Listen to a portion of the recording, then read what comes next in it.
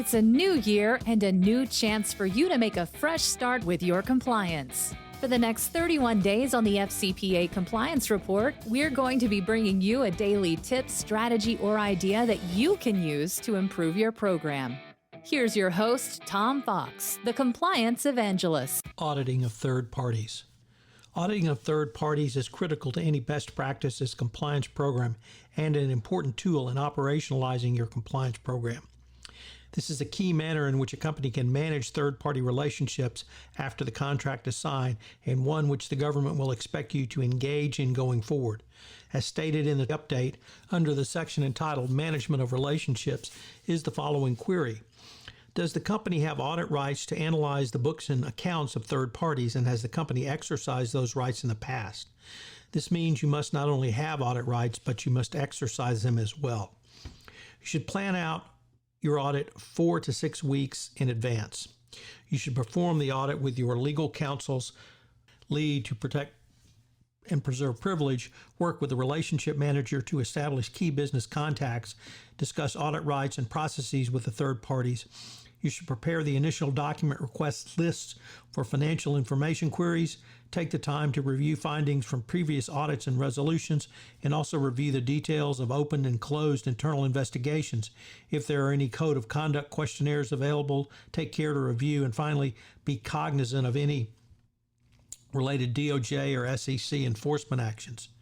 The next step is to determine the entry point of foreign government involvement, both direct and indirect. The direct category includes customs and duties, corporate taxes and penalties, Social Security and national insurance issues for employees, obtaining in-country visas and work permits, public officials' gifts and entertainment, training and attendant travel for employees of government-owned enterprises or entities, procurement of business licenses and permits to perform work, and finally, areas around police escort and security.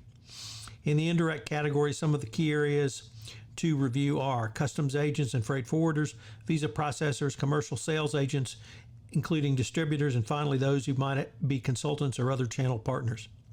Document review and selection is important for this process. You should ask as much electronic information as is possible well in advance of the audit. It is easier to get database records for internal audits than audits of third parties. Try and obtain records in database or Excel format and not simply PDF. Request the following categories of business documents: trial balance, charts of accounts, journal entry items, financial and compliance policies, prior audited financial statements, bank records and statements, a complete list of agents or intermediaries, and revenue by country and customer.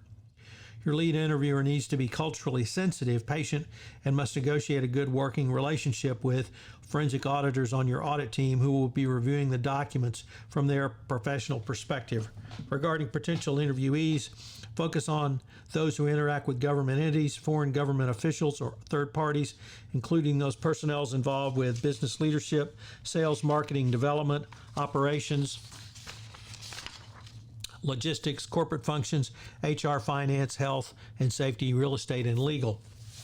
For the interview topics, there are several lines of inquiry. Remember, this is an audit interview, not an investigative interview. You should not play gotcha in this format. You should avail yourself of an opportunity to engage in training while you're interviewing the people.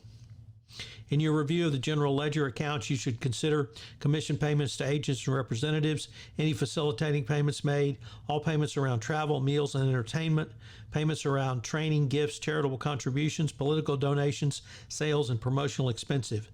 If there are payments made for customs or freight forwarders and other processing agents, permits, licenses, taxes, and other regulatory expenses, these should also be reviewed. Additionally, any entries pertaining to the community contributions and social responsibility payments should be assessed. And finally, a review of any Social Security payments, extortion payments, payments to legal consultants or tax advisors, or fines and penalties to be considered. Regarding bank accounts and cash disbursements, you should review controls around bank accounts and disbursements, identify any authorized signers, ensure bank accounts are included in the GL, identify and review certain bank and cash disbursement transactions, identify offshore bank accounts. For cash funds, review the following: controls around petty cash, ascertain process in place regarding disbursement and reconciliation of cash funds, identify, review payment to government officials or agents, identify bank transactions, and test for improper payments. For gifts, travel, and entertainment, you should explore payments through the employee reimbursed expenses, scrutinize any suspicious expenses submitted, expenses lacking adequate documentation, incorrect postings, and identify and review accounts associated with the gifts, meals, and entertainment. For payroll, consider the risks around the use of ghost employees, hiring of relatives of government employees, and the use of bonus payments, and be sure to request a payroll listing and a review of any such persons involved therein. So what are today's 3 key takeaways? Well, it would seem self-evident and hopefully self-obvious, but let me start with number 1, which is be prepared. You need to plan out your audit. Don't just show up and ask for papers and then start asking questions. And you need to plan your audit out 4 to 6 weeks in advance. You need to get the documents through a lengthy document request. If there's any documents which are withheld from you, you need to understand the reasons why.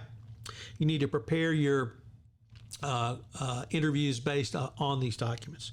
2, this is an investigative interview, not an investigative interview, but an audit interview. This is not a gotcha moment. And finally, from my course on leadership, listen, listen, listen.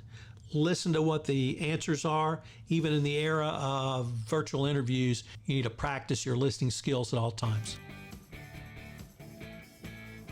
If I could ask you to do so, would you pass on to at least one person this podcast series on the nuts and bolts of compliance, as I'm trying to expand my audience base for 31 Days to a More Effective Compliance program. I hope you'll join me again tomorrow, where I take up another topic in innovation in compliance. Thanks again for listening. 31 Days to a More Effective Compliance program is a production of the Compliance Podcast Network.